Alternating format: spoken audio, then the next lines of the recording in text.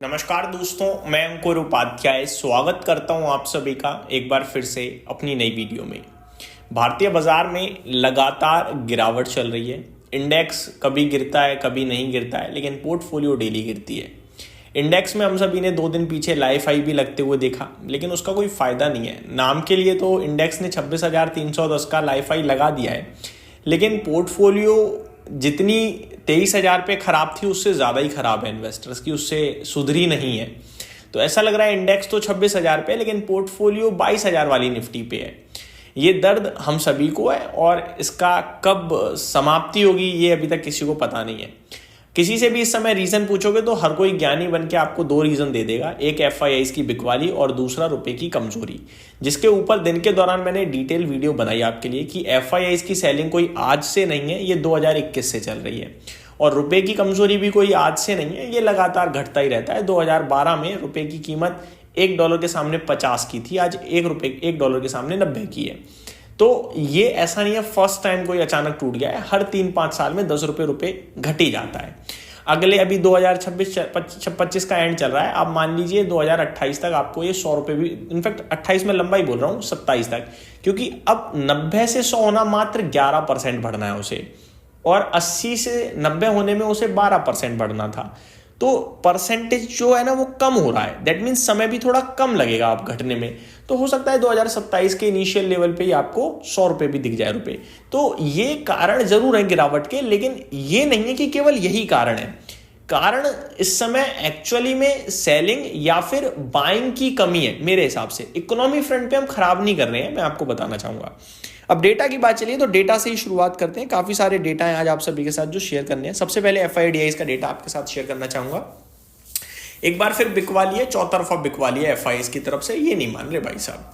3207 करोड़ का तो बेचा है कैश मार्केट में, 2592 करोड़ का बेचा है फ्यूचर स्टॉक्स में, और इंडेक्स फ्यूचर्स में बेचा है 2633 करोड़ का। फुल फ्लैज सेलिंग है, मतलब जी खोल के बेच रहे हैं। चारों तरफ का मैं अगर प्लस कर दूं तो करीब करीब 8,000-9,000 करोड़ का बेच दिया है, बड़ी सेलिंग है।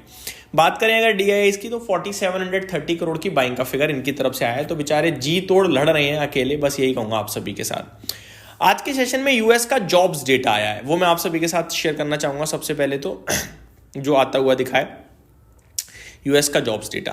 अगर बात करें यूएस के जॉब्स डेटा की तो ADP non farm employment change जो है नवंबर में वो -32,000 है, यानी 32,000 कम और हो गए हैं वर्कर्स जो हैं, जिसमें पिछली बार 42,000 कम हुए थे। लेकिन अनुमान जो इस बार का था ना वो था भाई साहब की नहीं, पिछली बार 42,000 पॉजिटिव थे, तो काफी ज्यादा ही नेगेटिव डेटा है इस बार का, जिसमें अनुमान ये है कि 10,000 लोग जुड़ेंगे, बट हुआ कितना, 32,000 छोड़ के और चले गए, नौकरियां गई हैं। ये डेटा वीक है, लेकिन ये डेटा वीक जरूर है, बट ये आपको और ज्यादा होप दे रहा है रेट कट की।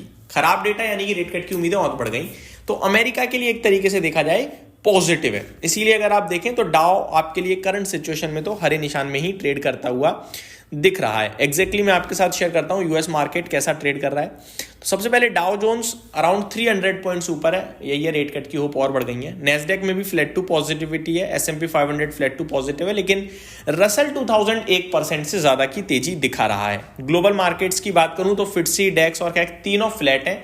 फर्क इतना है, कैक फ्लैट टू पॉजिटिव है, बाकी फ्लैट टू नेगेटिव है। आगे बात करते हैं दोस्तों आप सभी के साथ गिफ्ट निफ्टी की। तो गिफ्ट निफ्टी आपके लिए 70 पॉइंट नीचे 26,065 पे दिख रहा है। कल के लिए निफ्टी की प्रिडिक्शन करूं तो प्रिडिक्शन में बहुत ही सिंपल और बहुत ही शॉर्ट राय है।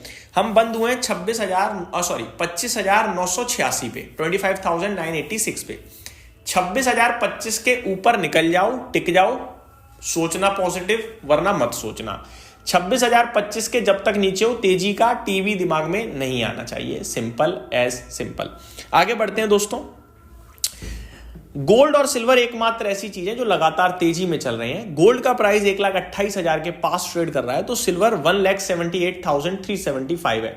यहां आपके लिए लगातार मोमेंटम और तेजी बनी हुई है। अब बढ़ जाते हैं दोस्तों स्टॉक स्पेसिफिक। सबसे पहले इंडिगो, इसके लिए काफी सारी न्यूज़ेस हैं और नेगेटिव साइड पे डेवलपमेंट हो रही है काफी सारी।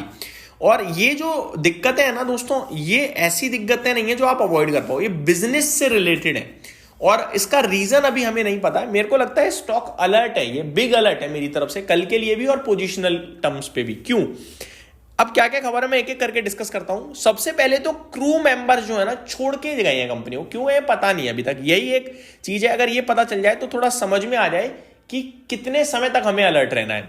सबसे पहले अब खबर ये है, Airbus expect 790 plane deliveries this year down from 820 deliveries. पहले जो 820 की उम्मीद थी कि एयरबस से इनके पास प्लेन आएंगे, अभी वो 790 रह गए हैं, पहली बात, ठीक है। तो 30 प्लेन कम हो गए हैं। दूसरी बात, अब सुनिए अब नेगेटिव क्या है। Airbus lowers financial year deliveries to approximately, ये तो वही प्रीवियस सेम खबर हो गई। अब क्या है, struggles with shortage of cabin crew and pilots due to technical problem.